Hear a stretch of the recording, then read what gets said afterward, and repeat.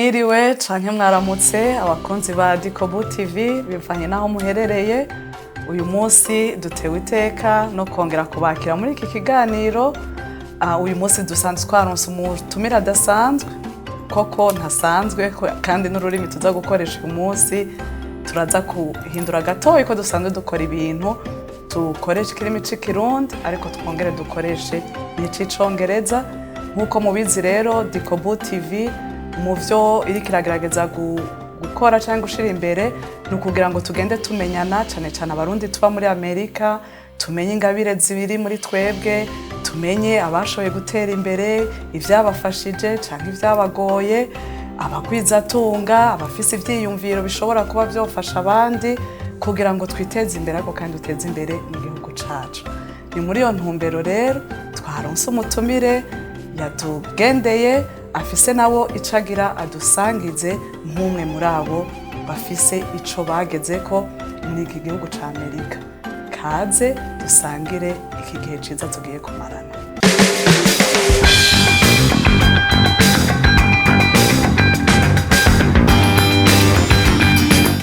Kaze cane muri iki kiganiro.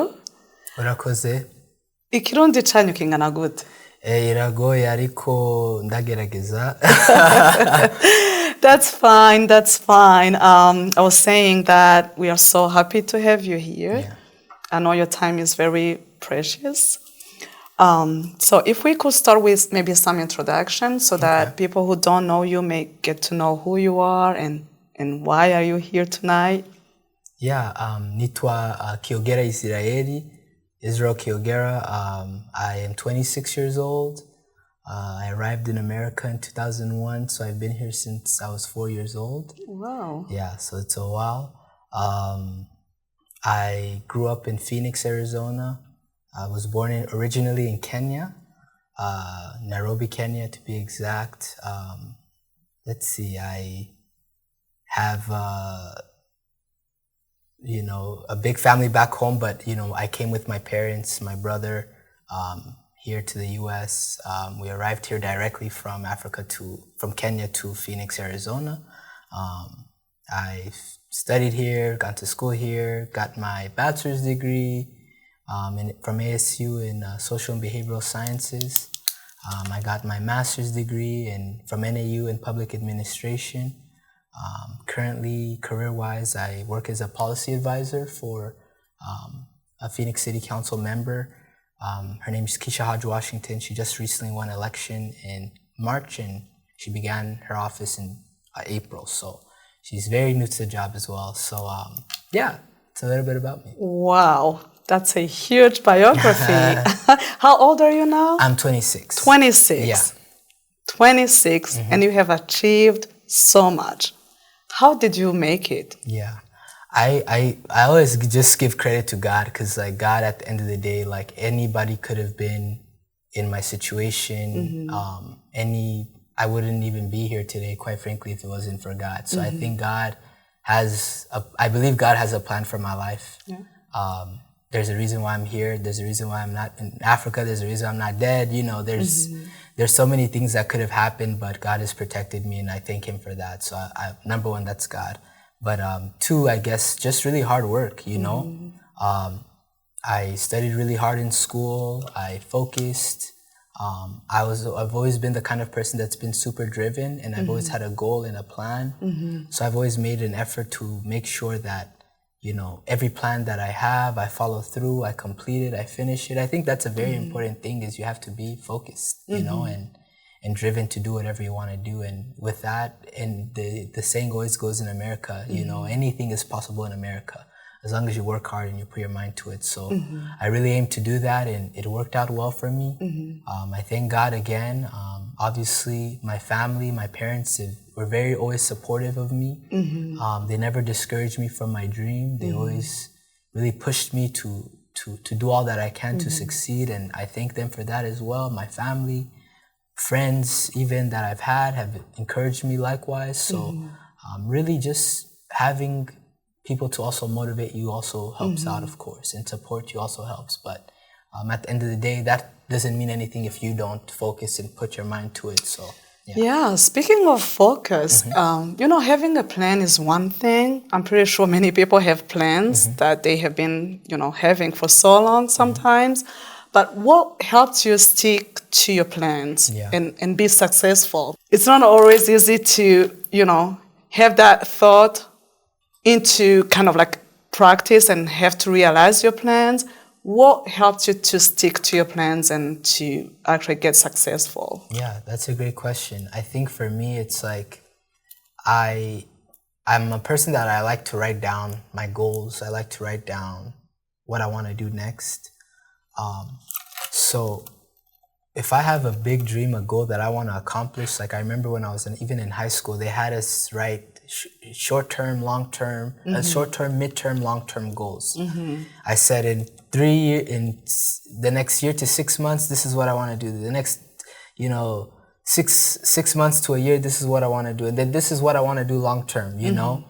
So really putting that on paper and ensuring that I had doing the right research on the issues that I wanted to get into, not the issues, but the areas I wanted to get into, whether it was school or work, also helped, Always putting things on paper and pushing that forward it really helped me to make sure that I hold myself accountable to accomplish what I have, and even now, I have goals, I write them down, I, always try to see how I can, get ahead in front, so. That's so good. Yeah. That's so good. And how would you feel like anytime that you won't be reaching your goals for some, for any reasons, maybe because of timing or finances or anything, getting in the way, how would you overcome that? Yeah. Because I can tell some of the youth will say, oh, this is too big of a dream. I won't make it. It's going to take me so many years in terms of schooling and maybe, other dreams that people may have. What made you stick to that, no matter what challenges you may face? Yeah. What made me stick to it was really, I looked ahead. I know that to get to where I want to go, I have to make sacrifices. I have to hold myself accountable also to that sacrifice, because at the end of the day, the big picture is the big picture. And if you don't put in the work, you can't get there, So there were times, yes. Well, especially when I was doing my master's degree, I was like, what am I doing? Because it was so hard, You're working full time, you go to school. It's not an easy thing. But for me, knowing the big picture and knowing that at the end of the day, if I can accomplish this, if this is what it takes for me to accomplish the little things that, the big things that I want to do, let me make this sacrifice, hold myself accountable, complete it and finish it so that I can get to the next step. So I hope I kind of answered your question there, but that's really what I focus my mind on. I don't try to discourage or think too hard on it. It gets there and it's hard, but I always remember there's a reason for this sacrifice. There's a reason why I'm doing it. Where do I want to go? What do I want to do? So. Awesome. And speaking of balancing, your social life, your professional life, your family life, how did you get to that? Yeah. When I was I'll start when I was in college. When I was in college, a lot of the time, I was working full time because I had to pay for school. Then I had to, obviously work. Then I have school on top of that. Same days I can go to work, I go to school, vice versa. So then I have family, then I have friends, so everything requires a balance. For me, it's my priorities was also work and school. Everything else, came afterwards for me. But like you said, balance is important. So, working in school all the time, sometimes, it can be stressful, right? So you need to relax, you need to relieve yourself. So usually the weekends, if I could, I'd hang out, call a friend, see if we're gonna do something, if we can do an activity, or, go with my brothers, my mom, my dad, do an activity just to keep me busy.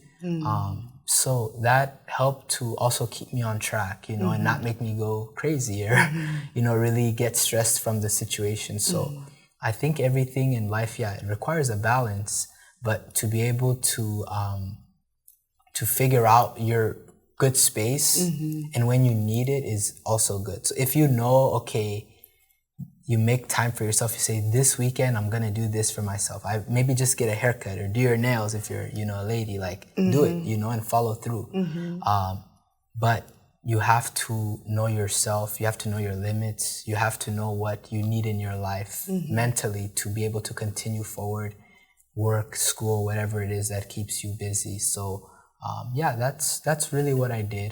And I have, again, like, my support system always encouraged me to do that. Friends, my family, like, give yourself a break. Take that time that you need to rejuvenate, to restart, to refresh. So yeah. Very good. And you just mentioned something about having to pay for your school. Did you get into any, like, a financial assistance from the, I don't know, federal government, or like anything to get you through the schooling? Yeah, so I did get, when I was in high school, I applied for a FAFSA grant. That FAFSA grant, it really did help me with school, but I still had to pay. So, and I'll say this fun fact before I even begin. Like, I did my master's degree, I did my bachelor's degree. My master's degree I was in it for 1 year and 6 months, and I didn't take out a single loan, and it cost me over $50,000 to complete it. And I managed to pay it off all by myself while working full time, the way, and when you do your master's, you don't get anything. Then bachelor's, you get a little bit more money, so that helped, but I still had to, work. I got like 2 scholarships, so it still wasn't enough.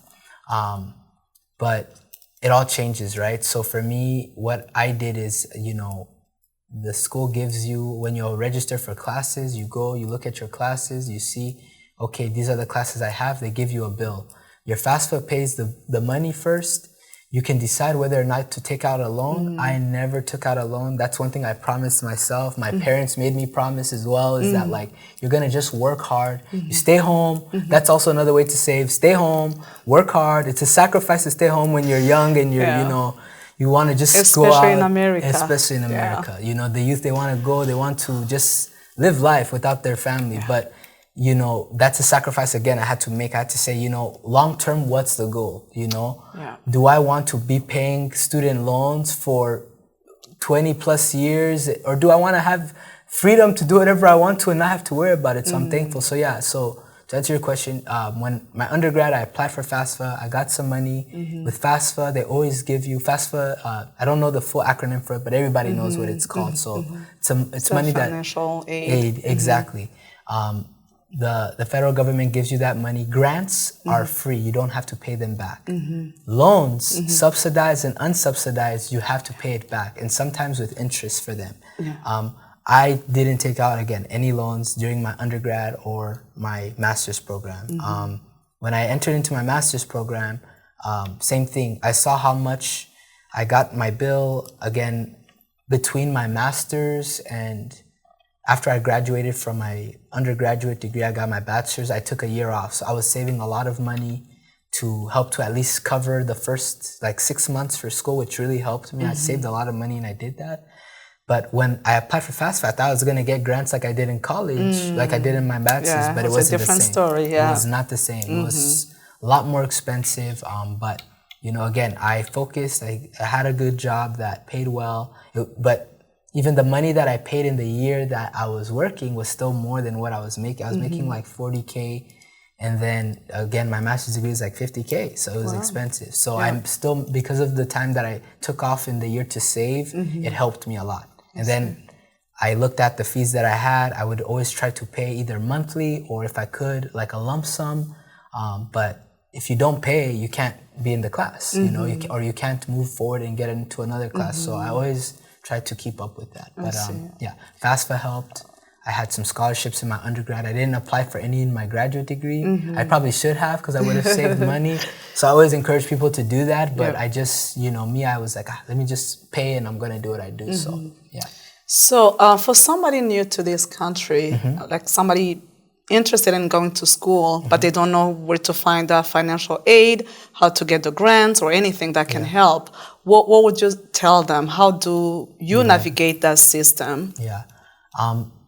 Well, I know a lot of high schools. A lot of high schools offer, like, when they see students are getting ready to transition, they offer different resources to those students. Like, they have college and career classes you can take to learn about FAFSA, how to apply for college. I did a lot of those classes, but I was also in a program in high school. It's called ACE. So basically, my sophomore year of high school, so my 10th grade year, I entered the program. Every Saturday, I went to school, and then every summer for 1 month, so the month of June, I would go to school every day except for the weekend. So that program also helped me. But one thing I can tell people, if you don't have access to that kind of a program, and that program was free, I didn't have to pay anything, and it also helped me to get credits towards college.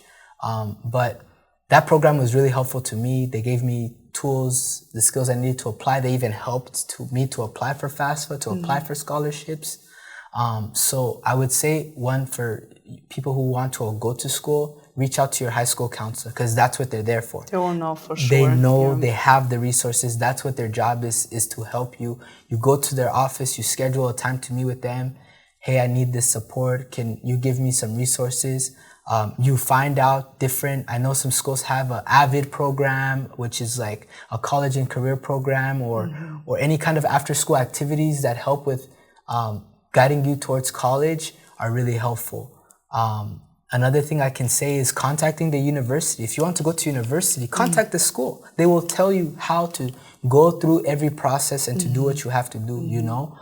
If you know people, like, I'm always available as well. Like, whoever you would need my contact, like, I will always provide that to them, but I don't know everything, right? The schools, they know. They have the resources. You go there, you go to the administration office, you said, hey, I want to register for school.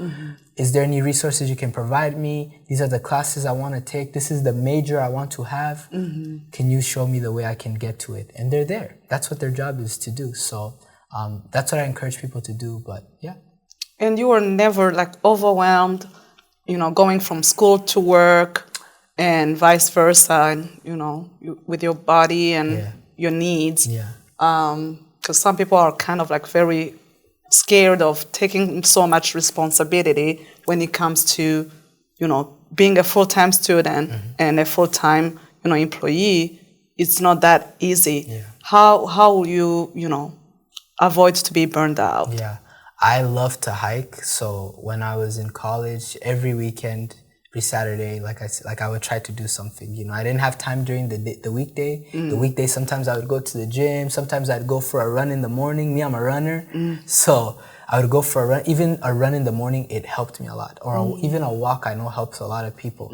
So for me to avoid getting burned out, like, I have to be refreshed in my mind, and I have to be outside. I have to do something outside of my work or my homework, or you know. So what I would do is I would go either for a run, go to the gym, go hiking on the weekend if I could. So that really helped me a lot to keep that balance, and again, be refreshed and not be overwhelmed with too many things. So yeah. Okay.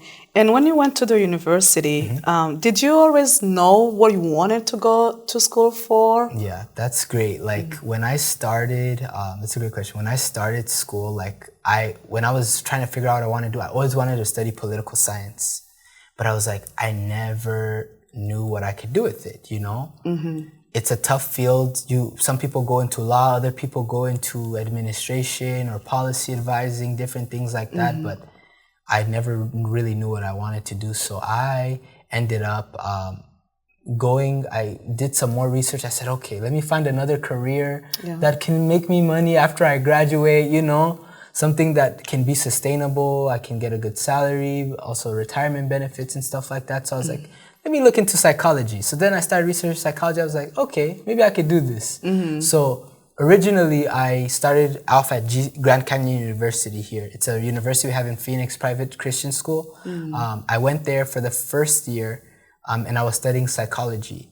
I didn't like it. What was wrong with it? I just felt, let me say this. I liked it at GCU. I liked it, but then when I transferred to ASU, that's when I took one class. I was like, this isn't for me, you know? And one of the reasons why I transferred from GCU to ASU is because of the finances. It's a private school, it's expensive. So let me backtrack. I enjoyed it in GCU, but when I went but not to as much as we enjoyed ASU, the other one. When I went into ASU, I was like, oh man, I took one class, I was like, I'm not feeling it. So then I asked, I went to my college advisor. There's people there who are there to guide you, so you need to use those resources. Yeah. I scheduled an appointment with him. I said, look, I have all these credits that I took from high school, I have these credits that I have from GCU. What degree can I get into that can be, I always knew that my goal is to help people, is to benefit the lives of people. Psychology is one way to do that, but I wanted to figure out like a degree that I could, be able to help people. That's one thing that I always had a passion for. So I said, what degree can I get into that can do all of this for me? So I went to the Glendale campus of ASU. So it's called ASU West. It's a lot smaller than Tempe and downtown. So that's one of the reasons why I went there. And he told me that I could do a degree called, so the degree I ended up getting was Social and Behavioral Sciences. Social and Behavioral Sciences is like 5 different majors in one. You study sociology, you can study political science, you can study psychology, anthropology. What else am I missing? Communications is another big one. So I was able to, I had credits in some of those areas, so they transferred over into the degree that I went into. I said, let me do that one, If I want to continue on with psychology, I can take psychologist courses. If I want to do sociology, I can do that. But the things that the classes that I really ended up taking were focused on, again, political science and then sociology and communications. That's when I started to re-engage in my passion for politics, policy.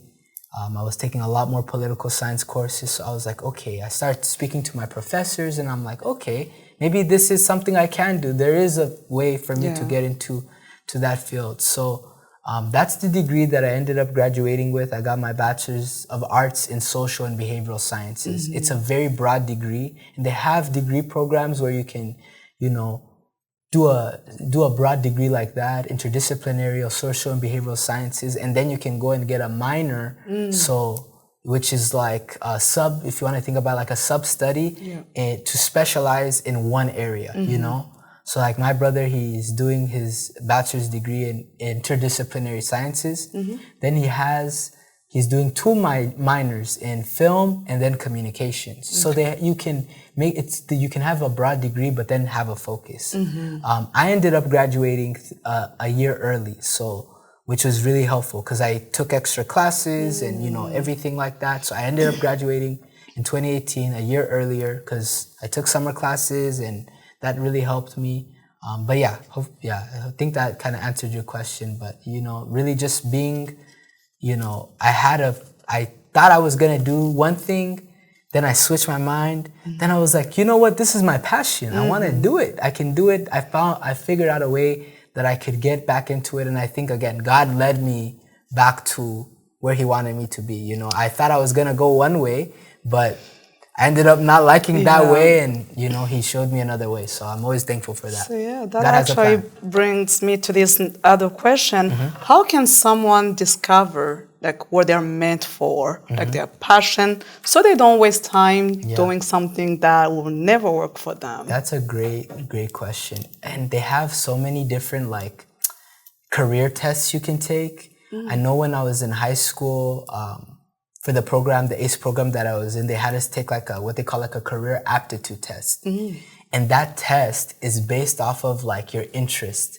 So they ask you, okay, do you want to help somebody? Like, how do you feel about working with people? Do you prefer not to, different questions. And then they give you like 5 different careers that you would be interested in. One of mine was like a psychologist. Another one was like a lawyer. Another one was like a political scientist, So it was still in the same vein, but I definitely it definitely helped to kind of paint a picture that okay, maybe the field that I'm trying to get into is still the same. So that really helped me. That's a really easy way to do it. I think also just researching like your interests. Like if you like to help people, like a simple Google search, going into Google saying, hey, this is careers that can where I can, help individuals, careers that I can pursue that have writing in it. If you like writing or, journalism, different things like that can help you. But then they also might even provide you deeper resources for schools you can apply to, majors you can look into.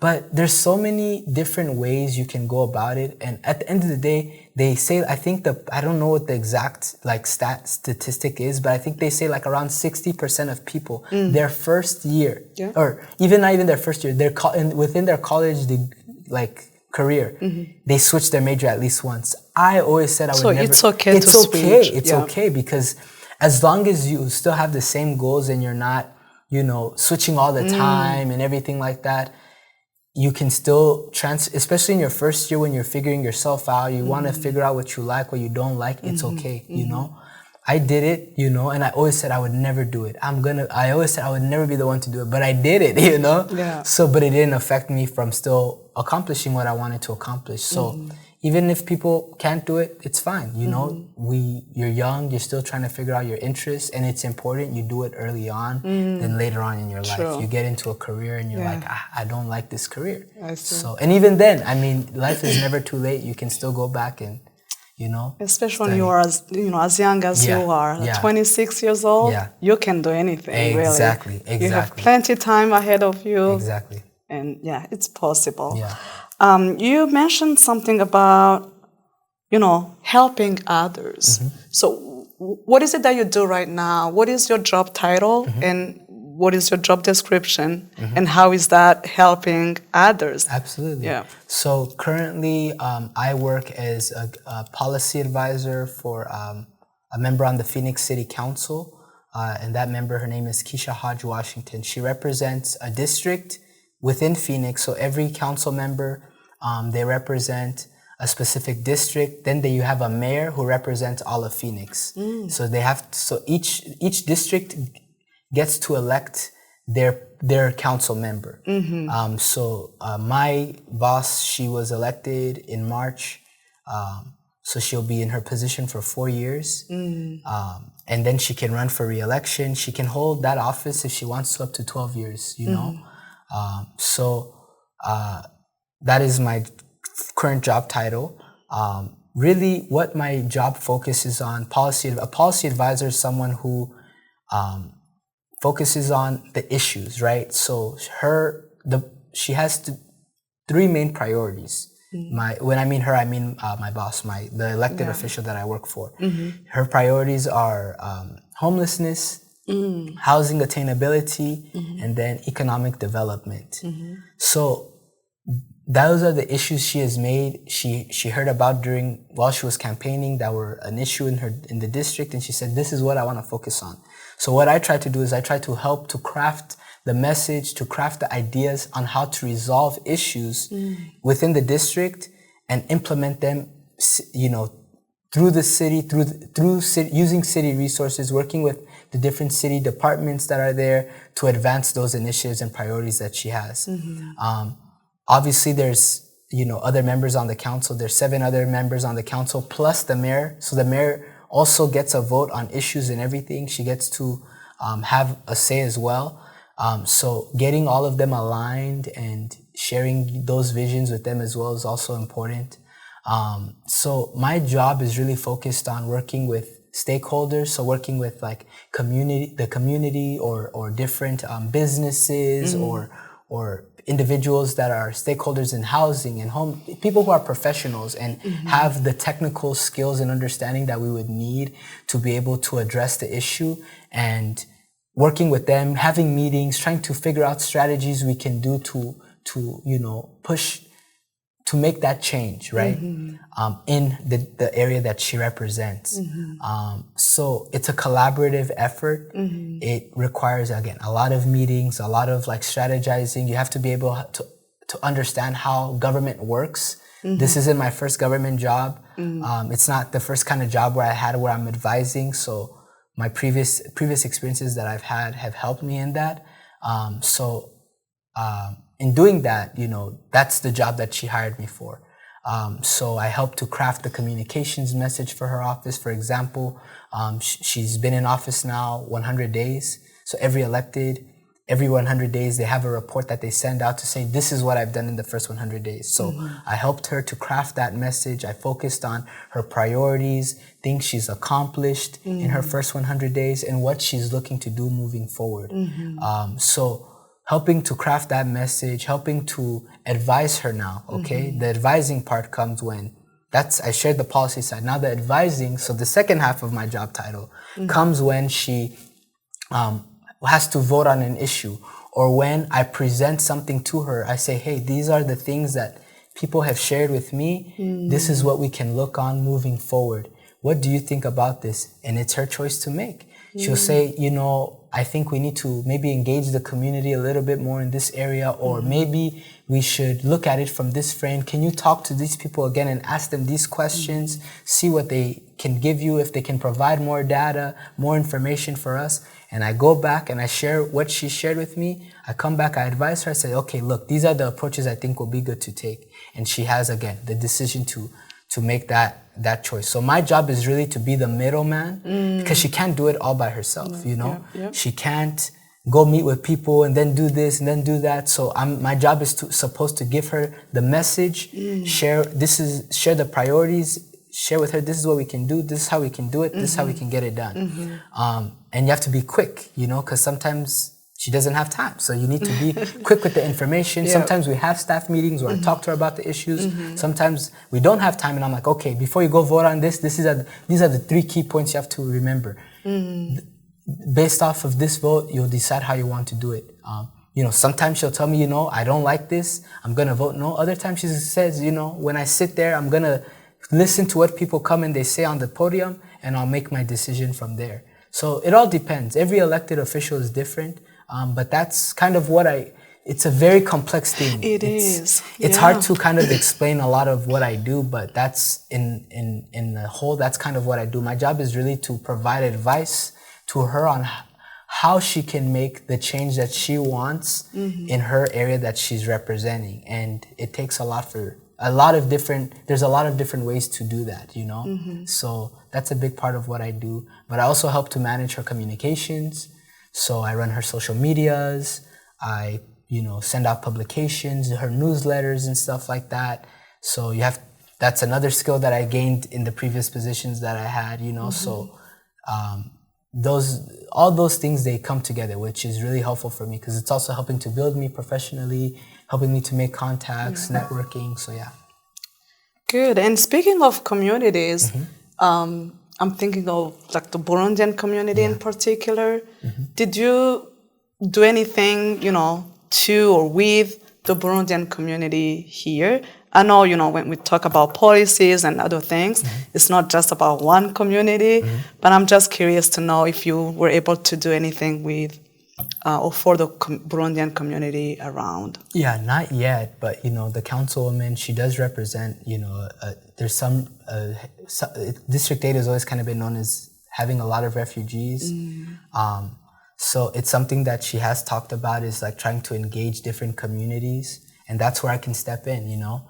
I've only been in the job for 1 month, but this is an opportunity for me to elevate, okay, as a former refugee, like to elevate, okay, this is where, these are where the issues are. This is how you can engage this community, and how you can bring change, you know, to this community as well. So my goal, always one of my big goals in life is, I always remember where I come from, and you know, the background that I have. I'm Burundian, yes, you know, but I'm also a refugee, you know. So how can I push my people forward as well? Not forgetting where I came from, you know, what I dealt with, trying to ensure that my people are also moving. If I move forward, they're also moving forward, you know. So this is a great way to do that. This position is a great way for me to make those connections, to be able to try to help to bring also resources and share different resources with the Burundian community, the Dikobu community we have, and trying to push that message forward. So she's spoken about it. We haven't formalized anything yet. Again, you know, it all really depends on what she wants to do, you know. My job is to advise, and I can share, hey, this is a good initiative. Maybe we can bring in, different refugee communities. But I know it's something that she has expressed to me before, that she's interested in involving different communities, bringing them together. So yeah. Nice. That's so impressive. So if you were to give any advices to the Burundian youth in general, but in particular, those who came as refugees or asylum seekers or immigrants in general, what would you tell them? I would really tell them to not doubt themselves and know that anything is possible if you put your mind to it. America is the land of opportunities. Yeah. That is what they always say here, and it is the truth. If someone who came as a refugee in 2001 is now able to, in the city of Phoenix, and now is now able to work for someone who makes decisions for the city of Phoenix, that's huge. It says something. It says that if you work hard, you make the right connections with people, anything is possible. So speaking of your position, would you say that it is more like technical or political? Yeah, I definitely say it's a lot more political.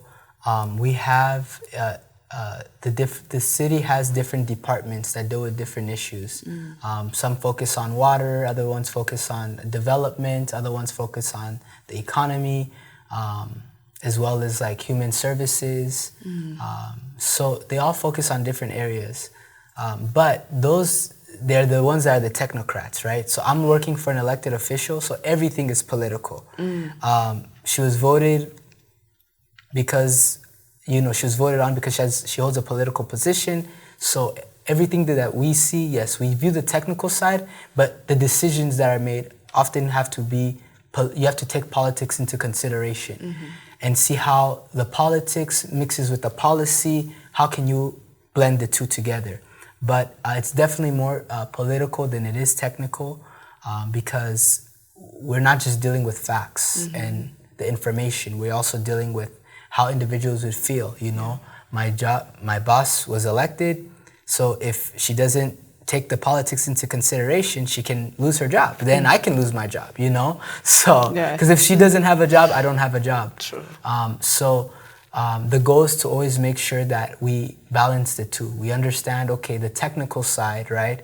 But the political side is absolutely important, because if people don't like the politics, then it doesn't work out. The good thing that about the area that she represents parts of she represents South Phoenix, parts of downtown, and then the city of Levine. I live in Levine, so I know the area of South Phoenix downtown pretty well, so I can understand the political issues that might be very sensitive to people.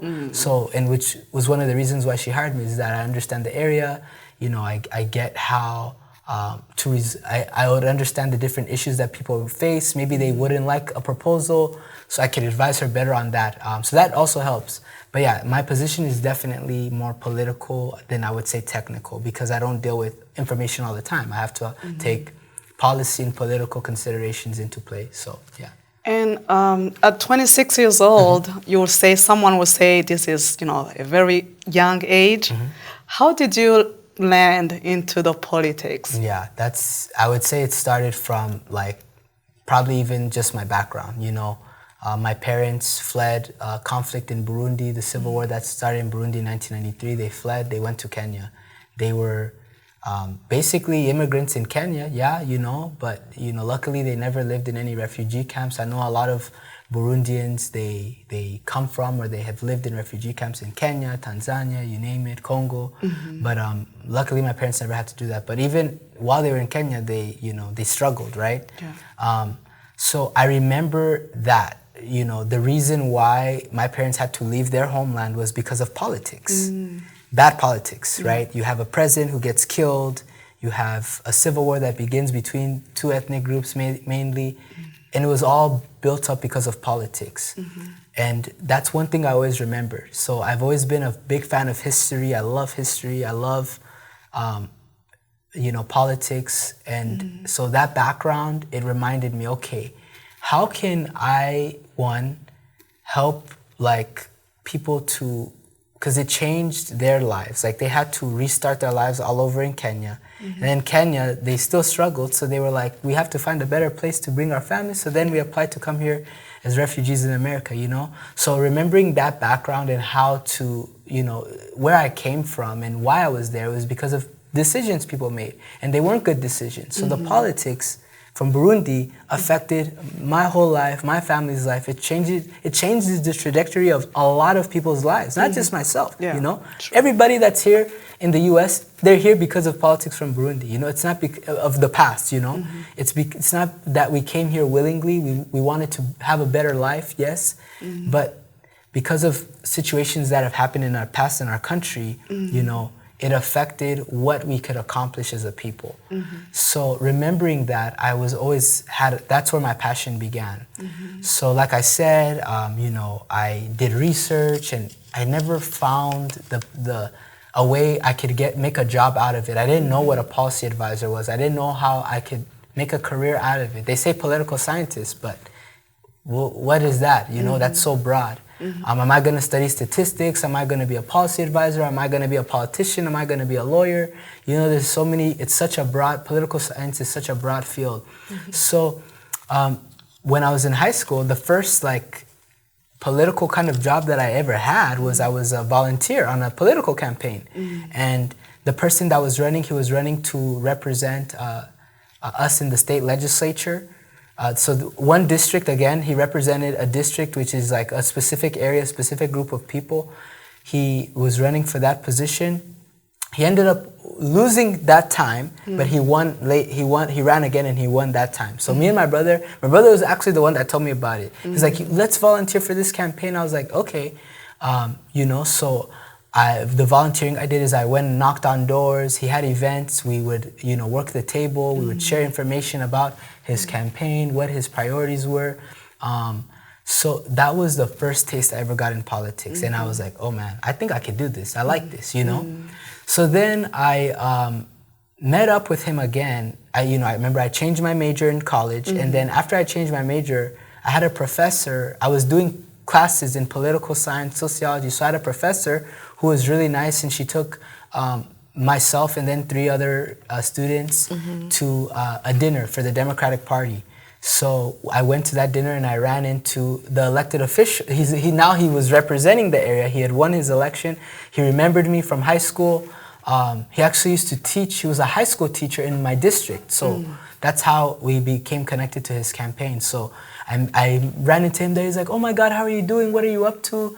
And then he was like, come and let's meet up and let's go talk. I want to give you a tour of the legislature and my office, and we can talk about a few things about your plans, what you want to do. Because I told him that I was, you know, he obviously saw I was there. He asked me what my major was, what I'm interested in, and I told him, he's like, let's do it. So, you know, again, that comes back from, like I said, when you build connections, it opens doors, you know? Even doing that one campaign in high school, I didn't even know what I was going to do. But he remembered me. It opened the door for me to get with him again. So I met with him. So he invited me to his office at the state capitol here in Arizona. So maybe I give an explanation of what the state capitol is. So in every state, they have a legislature. A legislature makes the decision at the state level. They're like a Congress, but for the state, right? So if you think about it that way. And then you have the city, right? So then you have the state, you have the city, so that's local government. So then they make decisions at the city level. So the state legislature makes the decisions for the whole state, laws for the state. So that's what he was doing. He was a policymaker, a lawmaker for the state. So he invited me to the state capitol. I went, spoke with him. He gave me a tour, you know, of the capitol, and you know, he told me about this internship. He's like, you know, you should really consider doing this internship at the Capitol. You can basically work as like an advisor on a committee. So a committee like focusing on health or human services or education, like a specific policy area. So he was like, let me connect you, you know, to the director for that internship. So he tried to call her, she didn't answer. But he was like, okay, look, this is the internship. This is what you are going to apply. This is when the opening dates are. He even showed me the website I could apply on. I said, okay. So that was in the summer. Then, so I would say June, okay? June 2017. So then, I would say September, I remembered I applied for that internship. That internship is the most toughest political internship to get into in the state of Arizona. So we had to apply, but then we had to go through 2 interview processes. The first interview was a panel, so like 10 people, and then I was sitting there in the middle. And they, like, again, this means all the students they only accept students to apply from ASU, so the 3 state universities, ASU, NAU, and then U of A. But then they also allow students from GCU to apply. So I went to ASU, so I was able to go to that and apply for that internship. And different states have these kind of internships. So anybody, if you're in a state and you're interested and you want to do this kind of an internship program, just do research and you can find it. Every state kind of has these internship programs. So I applied. Again, hundreds of students applied to this internship. So I went, I did my interview. They asked me a lot of questions. They asked me about my political affiliation, what issues I'm interested in, how, just again, the different things, the different types of questions you would get in an interview, how I would deal with the situation if this approached. But in my application, that I did it by myself, and it was long, I had to get letters of recommendation. I asked that professor from college of mine if she could write one. I asked the former boss if she could write one. So again, that support is important, and having good connections with people is always going to help to elevate you further, So I ended up doing that first interview. I did well, so I made it to the second round. The second round was with even more people, and let me tell you the people that were interviewing me. The people that are interviewing me are people that work at the Capitol. They would be my bosses. They were people that work for the governor, people that work for when I mean governor, I mean like the advisors for the governor of the state, the advisors for the Speaker of the House, the advisor for the Senate President, the people who work on the research staff who are more of the technical people. They deal with more of the technical policy issues. So they were all there, it wasn't like I was just interviewing in front of just whoever. It was people who are doing the job, right? So they want to make sure that they're hiring people or interns who are going to be able to handle the job. So I made it to the second interview, and then the second interview was like 20 more people.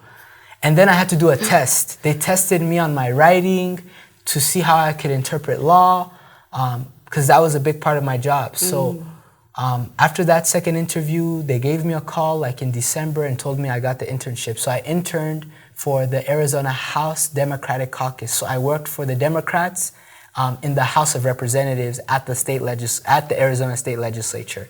So you have the Senate, you have the House, 2 different ones. So I got a job with the House Democrats. So politically, I'm a Democrat, so they wouldn't hire me if I was a Republican, right? So but I chose. In that application, I got to choose, okay, who do I want to work for? You could choose the policy area, or you could choose the policy staff. So I ended up saying I want to work for the Democrats. So within that, I had to focus on a policy area. So I had the Democrats, they had their own staff, right? Who advised them on different policy issues. So they had an education policy advisor. They had a health policy advisor, health and human services. They had a public safety policy advisor. And then they had an advisor who advised on like environmental issues. So like air quality, water policy, agriculture. So I ended up working with a policy advisor who focused on the state budget and appropriations. Appropriations is money. So all the money that was going through the state was going through the committee that he staffed, and he staffed the appropriations committee. So I worked under him. He was the advisor that I worked with so I was basically doing the same job he was doing, and he was advising the members of not only on the committee, because there was Democrats who sit on the committee, but also people who sit on but then the Democrats in general. So it was very large. So that's where I got my start. That internship led me to every single job I've had since then. I worked in DC. After that internship finished, I got a job in DC again, I was working in government relations for a big government relations firm out there. Then I came back here for school. I started working in government. I got connected to the director of that internship that didn't call me, the elected official tried to call that one day. She ended up referring me to, she knew I came back to that job in the government, which opened up another door. And then I went to go begin my first lobbying job. So I lobbied for a state agency called First Things First. I was a junior lobbyist for them. And a lobbyist is basically someone who helps to like lobby on laws. So like they go to the legislature and say, we want this law passed, we want to do this, you know. They work with officials. So I worked with officials at the state, local, and federal levels to help to pass laws, to help to resolve issues people are having. And then I went to go work as a lobbyist for Maricopa County. So Maricopa County is the 4th largest county in the country. So Maricopa County has 4.5 million people. So imagine 26, you know, refugee again, representing the whole. I tell you the truth, I don't even, it's only God that, you know, helps me to get that far. But then again, hard work and focus. So I was working on their government relations team, helping to represent the Board of Supervisors, who are another elected group for the county, at the county level, and representing the county and at that level, state, federal, local, regional level. So then I got my job working with the councilwoman. So she got me over, and you know, I went to go work for her. So again, really, my passion has always been to make change. And I always viewed, coming from the background that I did, politics affected my life, it affected my family's life, it affected the reason why I'm here today. So understanding that, it's like, how can I always be the better person to make the change? And I'll tell you the truth, there's so many different ways to do it, health, administration, but for me, politics was always my interest. And I tried to find different avenues. The internship was the great way for me to do that. So I always recommend for any youth who are interested, or anyone who's ever interested in getting into a field, do an internship, you know, apply. Any political internship you can, any kind of internship you want to do in your field, health, whatever, do it, you know, marketing. There's so many internships you can do. My internship was really good because I got, they not only paid for the semester I was in school, so that was my last semester of school, but I was working there full time, so I didn't even go to school, you know what I mean? I did it all online. It was a full-time internship. I was working with helping to make big decisions at the state level, and it progressed me forward. So I encourage anyone who's interested in any kind of field to do, you know, internships, to get experience. That's what helps you. So that was what really led me to really what interested me. You know, I always wanted to make a change, and I always viewed that politics and policy was the way to do it. So awesome. Yeah, we definitely need more time. This is really very, very, very good and very intense. So what are your future aspirations? Anything that you are looking forward to achieving? It's so, like, I'm 26, so it's so, like, long time away, but, like, I think for sure I definitely want to continue working in politics. That's for sure. That's absolutely a definite. I'm in a different space now, and from being a lobbyist to, you know, now working for an elected official directly, again, policy advising. So I'd want to continue to, like, elevate myself that way. Hopefully, maybe she can run for mayor one day. I can go work for her again. You know, I can continue to work for her. And maybe even one day, maybe run for office myself, you know, in the future. But my goal at the end of whatever I'm trying to do is really to continue again.